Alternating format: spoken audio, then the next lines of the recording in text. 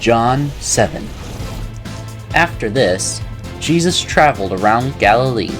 He wanted to stay out of Judea, where the Jewish leaders were plotting his death. But soon it was time for the Jewish festival of shelters, and Jesus' brothers said to him, "Leave here and go to Judea, where your followers can see your miracles. You can't become famous if you hide like this. If you can do such wonderful things, show yourself to the world." For even his brothers didn't believe in him. Jesus replied, "Now is not the right time for me to go, but you can go anytime. The world can't hate you, but it does hate me because I accuse it of doing evil. You go on. I'm not going to this festival because my time has not yet come." After saying these things, Jesus remained in Galilee. After his brothers left for the festival, Jesus also went, though secretly, staying out of the public view. The Jewish leaders tried to find him at the festival and kept asking if anyone had seen him. There was a lot of grumbling about him among the crowds. Some argued, "He's a good man," but others said, "He's nothing but a fraud who deceives the people." But no one had the courage to speak favorably about him in public, for they were afraid of getting in trouble with the Jewish leaders. Then, midway through the festival, Jesus went up to the temple and began to teach. The people were surprised when they heard him. "How does he know so much when he hasn't been trained?" they asked.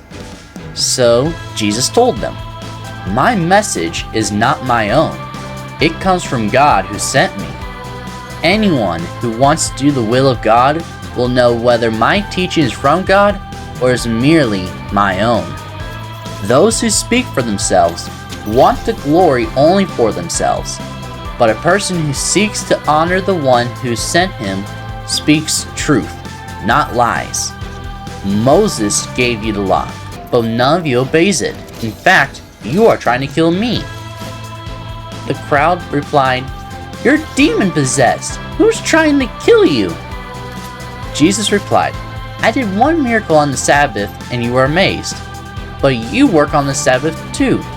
When you obey Moses' law of circumcision," actually this is their tradition of circumcision began with the patriarchs long before the law of Moses.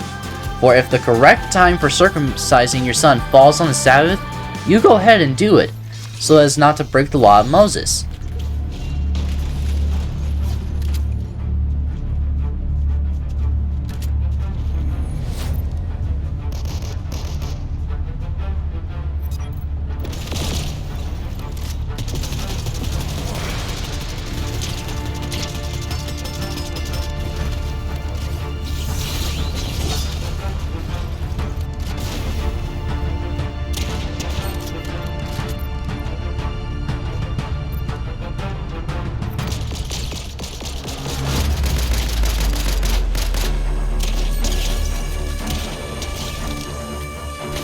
So why should you be angry with me for healing a man on the Sabbath? Look beneath the surface so you can judge correctly.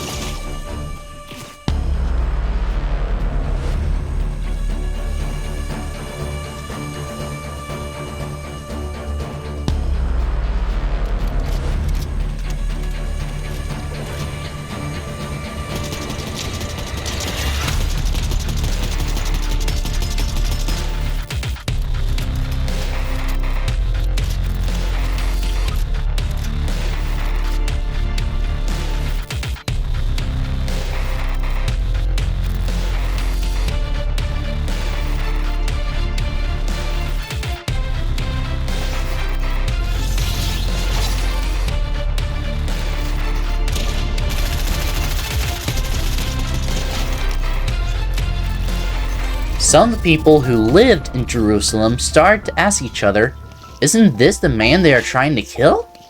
But here he is, speaking in public, and they say nothing to him. Could our leaders possibly believe that he is the Messiah? But how could he be? For we know where this man comes from. When the Messiah comes, he'll simply appear. No one will know where he comes from. While Jesus was teaching in the temple, he called out, "Yes, you know me, and you know where I come from. But I'm not here on my own. The one who sent me is true, and you don't know him. But I know him because I come from him, and he sent me to you." Then the leaders tried to arrest him, but no one laid a hand on him because his time had not yet come. Many among the crowds at the temple believed in him. After all, they said, "Would you expect the Messiah to do more miraculous signs than this man has done?" When the Pharisees heard that the crowds were whispering such things, they and the leading priests sent temple guards to arrest Jesus.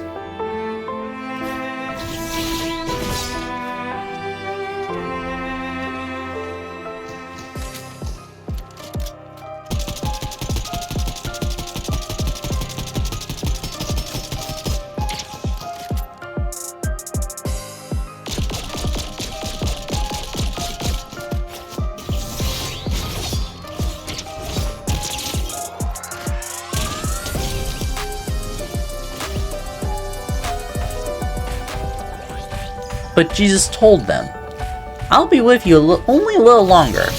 Then I will return to the one who sent me."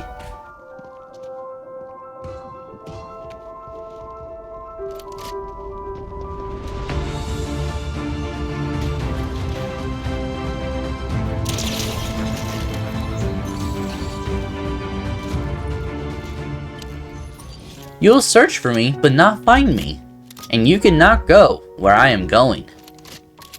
The Jewish leaders were puzzled by this statement. "Where's he planning to go?" they asked. "Is he thinking of leaving the country and going to the Jews in other lands? Maybe he'll even teach the Greeks. What does he mean when he says, 'You'll search for me but not find me,' and 'You cannot go where I am going'?"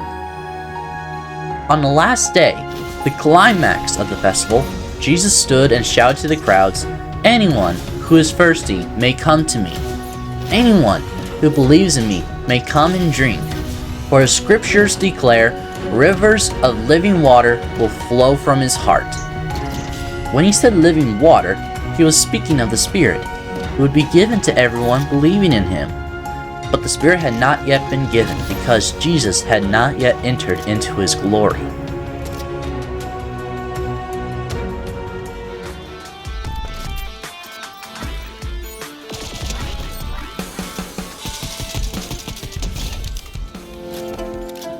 When the crowds heard him say this, some of them declared, "Surely this man is the prophet we've been expecting."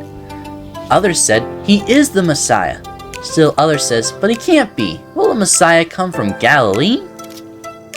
For the scriptures clearly state that the Messiah will be born of a royal line of David in Bethlehem, the villages where King David was born. So the crowd was divided about him. Some even wanted him arrested, but no one laid a hand on him. When the temple guards returned without having arrested Jesus, the leading priests and Pharisees demanded, "Why didn't you bring him in?"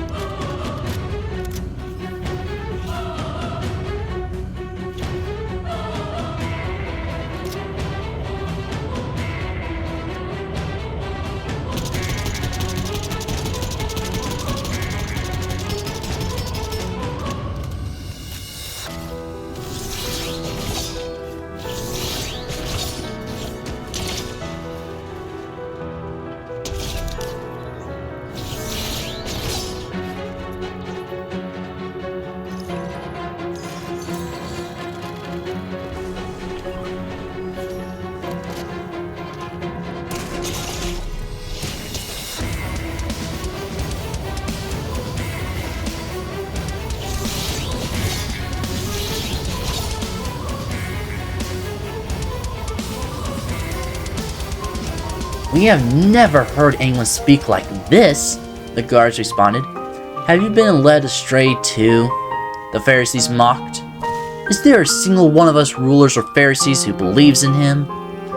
This foolish crowd follows him, but they are ignorant of the law. God's curse is on them." Then Nicodemus, the leader who had met with Jesus earlier, spoke up. "Is it legal to convict a man before he is given a hearing?" he asked. They replied, "Are you from Galilee too? Search the scriptures and see for yourself. No prophet ever comes from Galilee." The most ancient Greek manuscripts do not include John 7:53 to 8:11. Then the meeting broke up and everyone went home.